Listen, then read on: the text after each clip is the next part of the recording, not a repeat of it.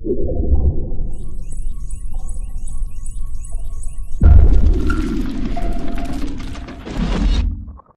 just wrapping up South Florida, like we talked about, disappointing loss, disappointed after the game and directly after the game, the players are hurting and we're hurting. Just because you put so much in and everybody's sick of losing, and you make a great investment and the week's work is good or real good. And you go down there and you expect to win. And when you don't, and the game ends, and it's just tough for high-level competitors, which our guys are. So, but in further review, and really taking a deep look at things, there's so much encouraging stuff for the team to understand, and they do.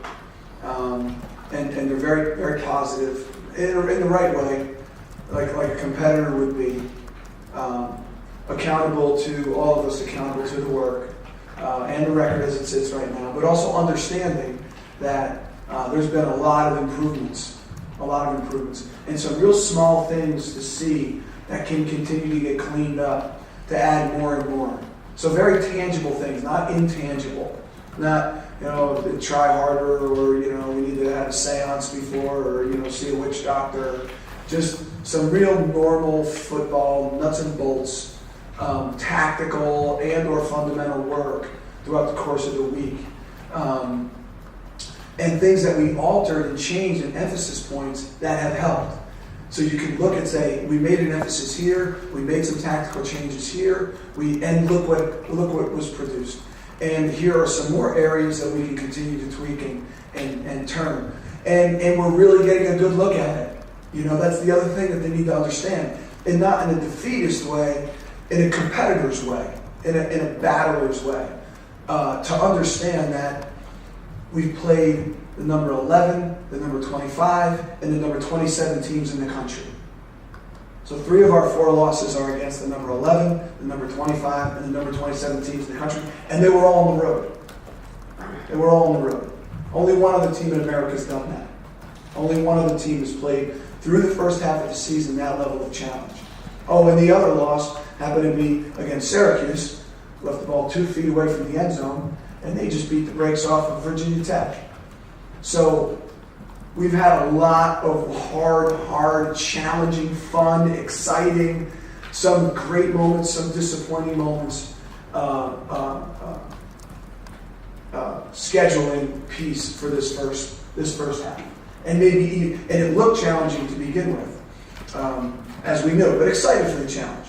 And it turns out to be one heck of a challenge.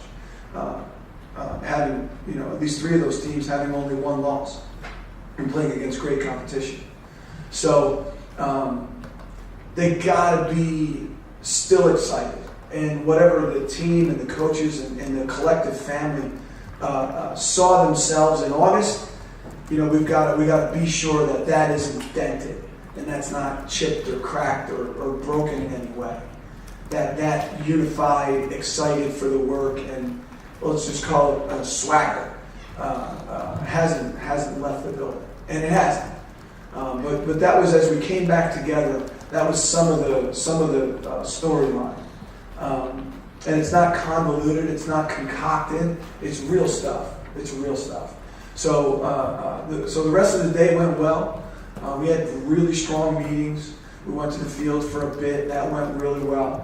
And everybody's excited. I look forward to seeing everybody next Tuesday as we start this preparation for Central Florida. So I'm really excited about it. And the team's really excited about it. And we look forward to getting back to work on this intense Tuesday. Follow up to your opening statements. Your season's kind of like yay, done, yay, done. Can anything be said for emotional momentum? Yeah, no, I think so. I think that's why college football is such a cool game and fan support is so strong and people rally around it because there is an emotional attachment involved and an energizing kind of snowball effect to some positive outcomes and positive plays. You could see it even in the game on Saturday.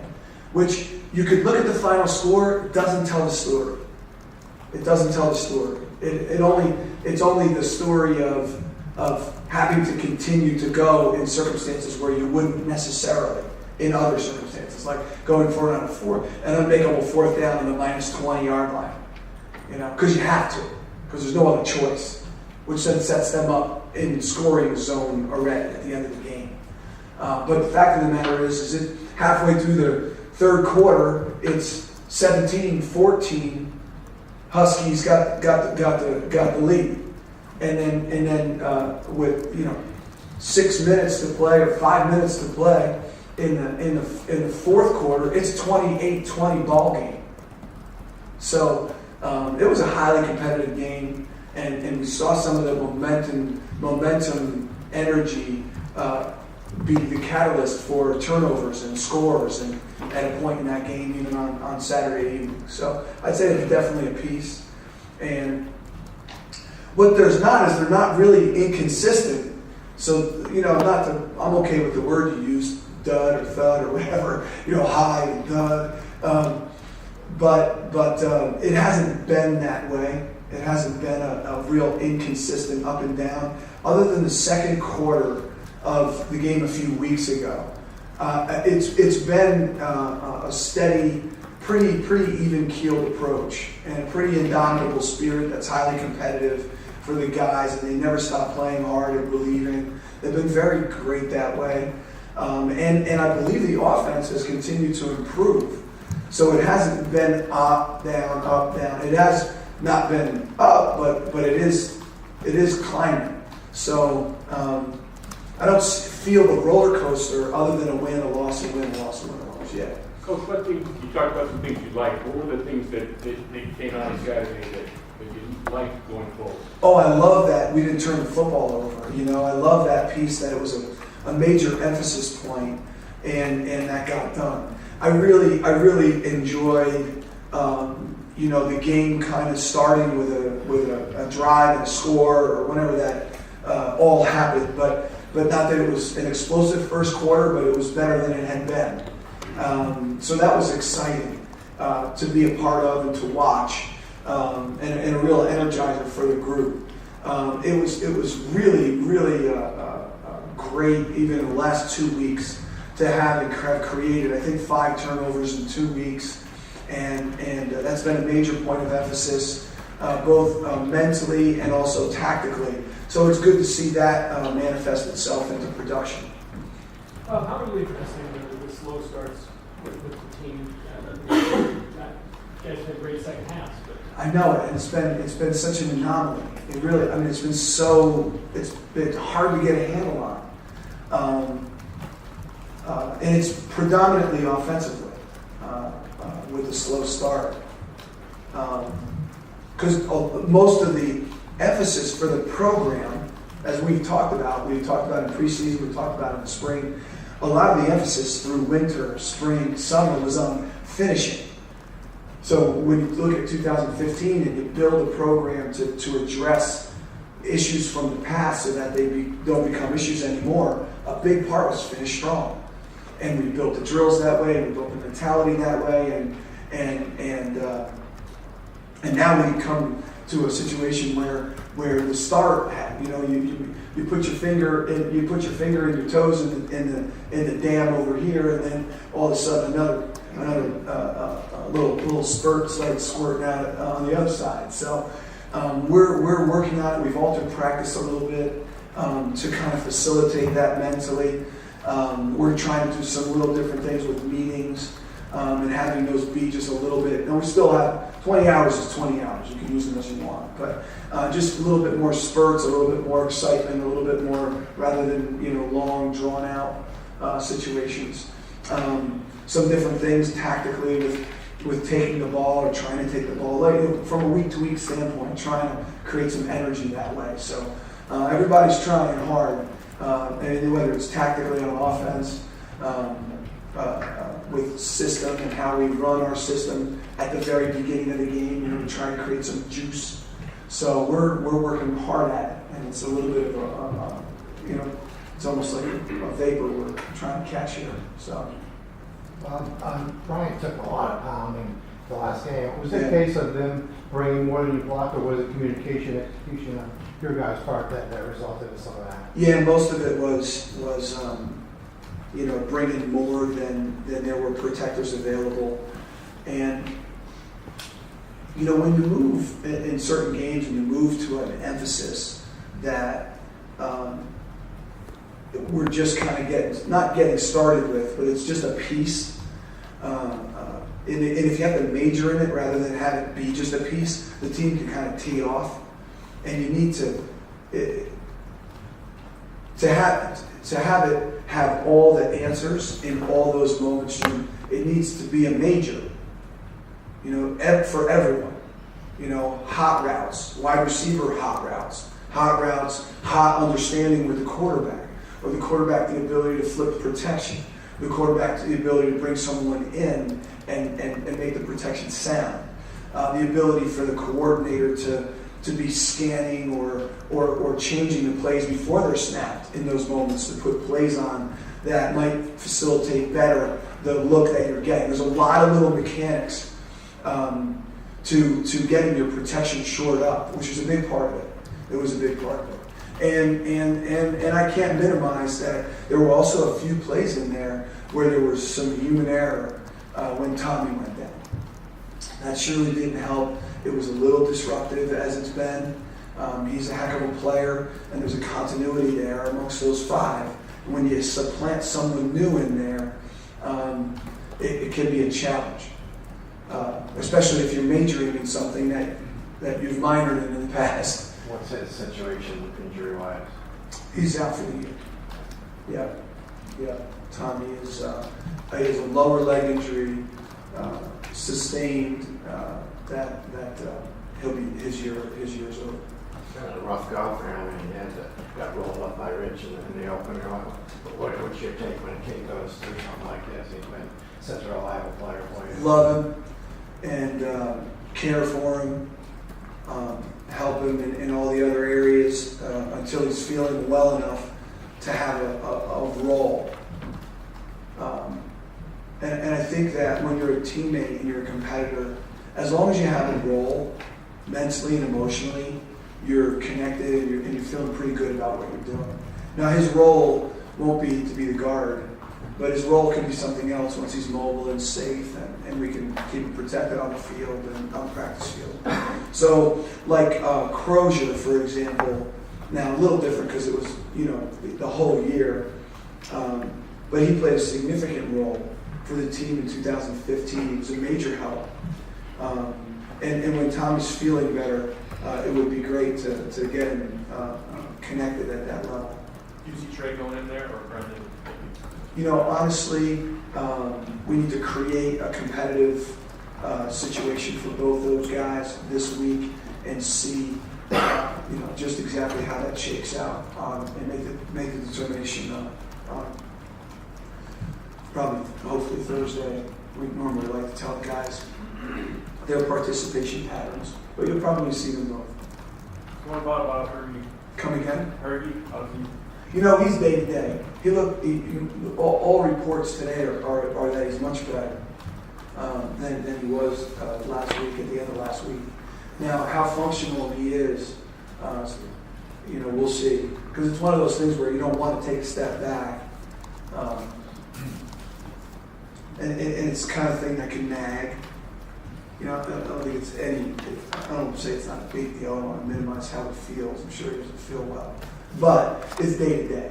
And then these kind of nagging lower leg things, you could set yourself back more time than if you just rest it and then come back ready.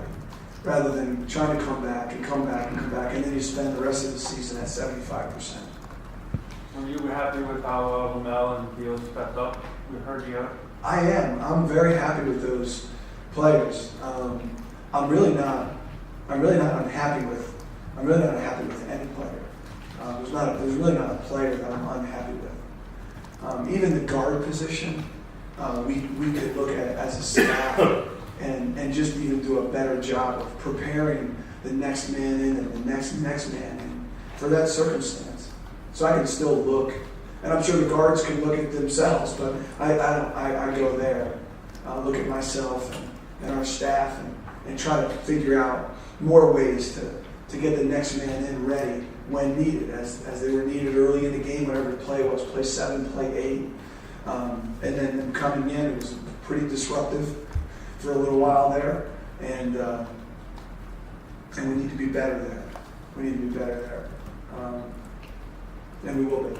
Corey James played in the NFL for 10 years. He did your game, and he called Jamal Williams' interception the best defensive play he's seen all year. I was just wondering when that came up in film, when you guys were together, I don't know if you did as a team or as a defensive unit, what was the reaction when you really saw that just what an amazing play that was? That's right. It was the same. It was a ooh and ah, and it was really an awesome play. And I share the same feelings.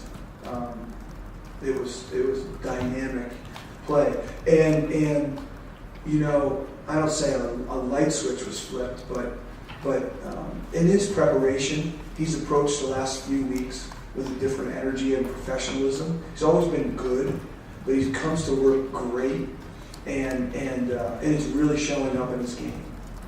So, you know, I would say 2 weeks ago he played great, and I feel the same way about his play last weekend.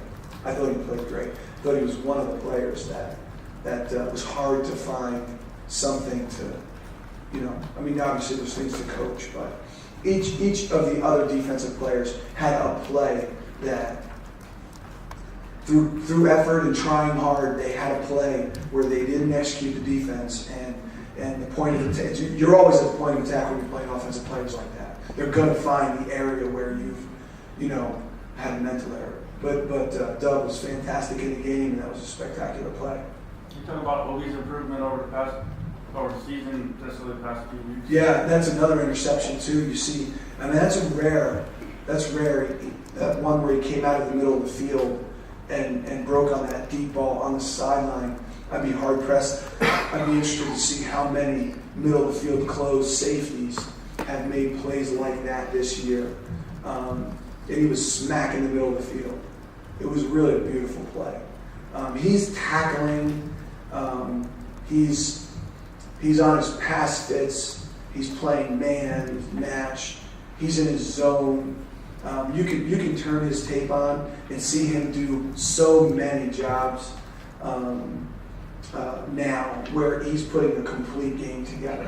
Where you know, you might have watched him and the tackling been just okay, but he plays the match man and man situation really well. Or you're watching him and he's tackling well, he's playing his man work well, but his zone coverage is leaving a little bit to be desired.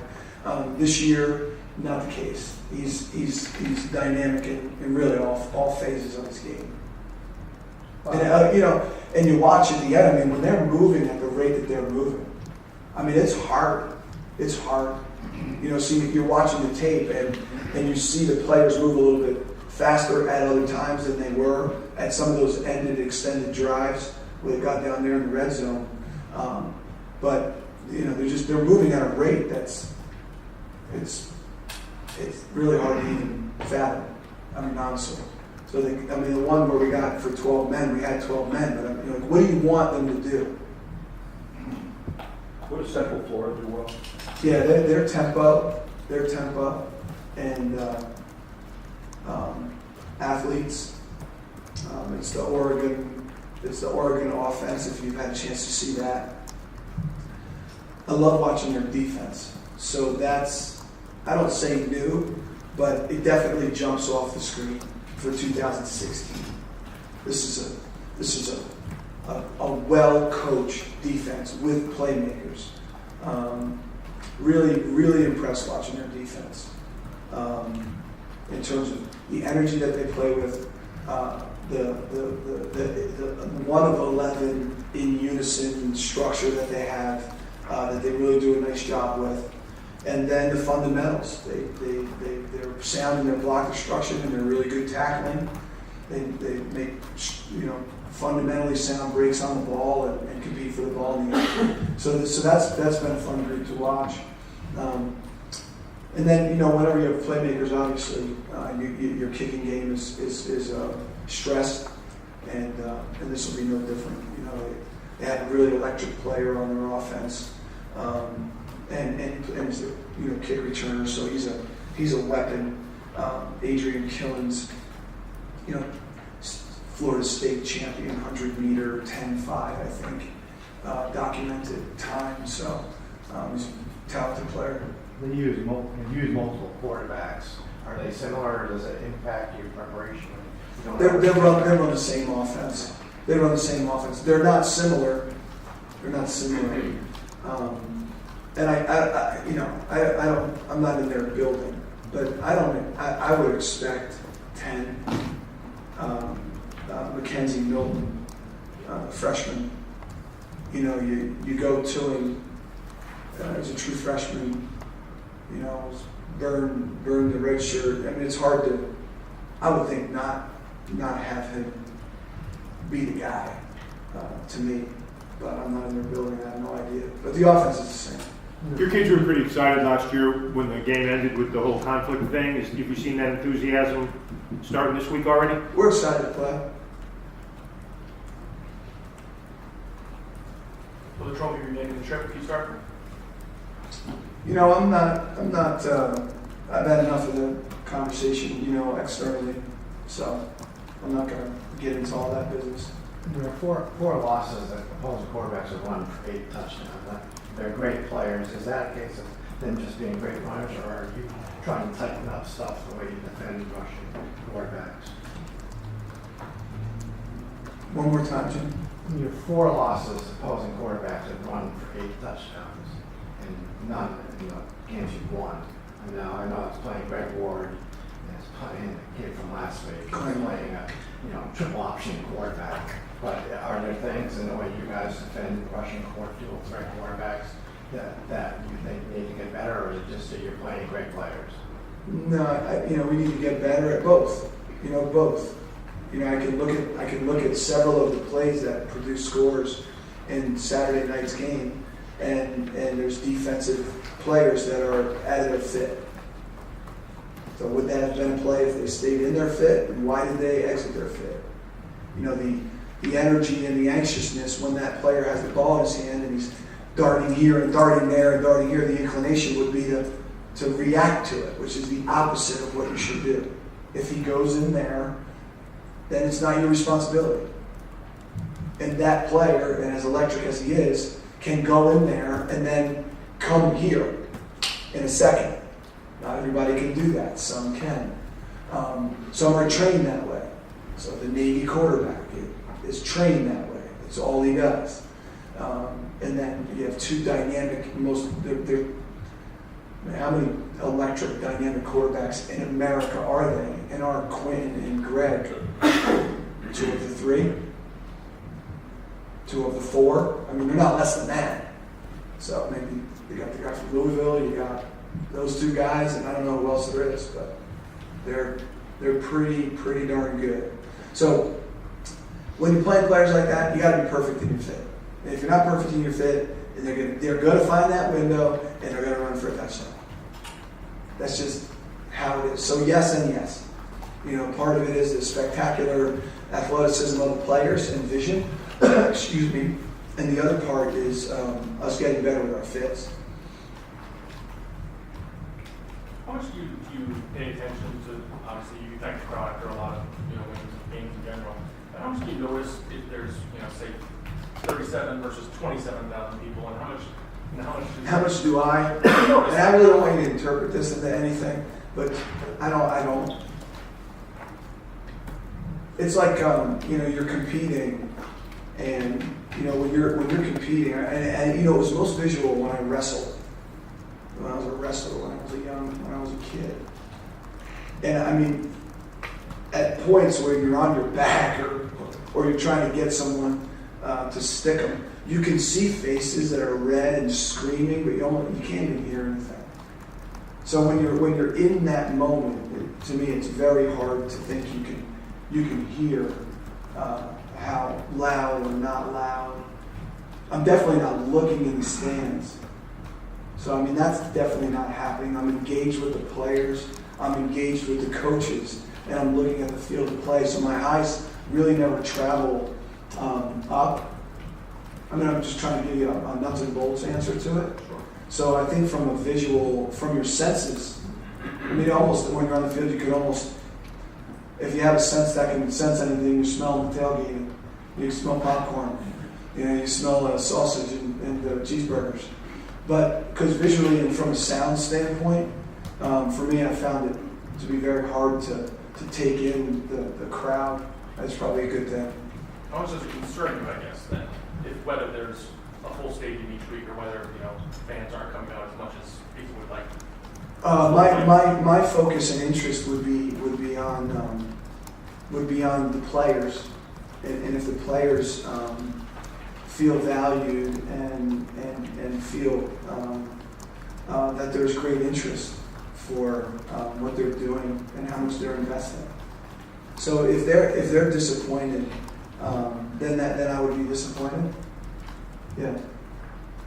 Talk about the job the offensive line has done as far as not getting penalties. You picked up your first holding penalty of the year in the USF game on the offensive side. They've been great, and the whole team in general. We're trying to do things the right way, and you can look at the record right now and hang your hat on that, which is fine. I wouldn't say that you shouldn't, but it's definitely not an indication of where we are as a program and how far we've come. The players do the right things, and their habits are strong habits. They're winning habits, and we play the game the right way. We play the game with class and integrity, and character and toughness, and great effort and strain, and by the rules.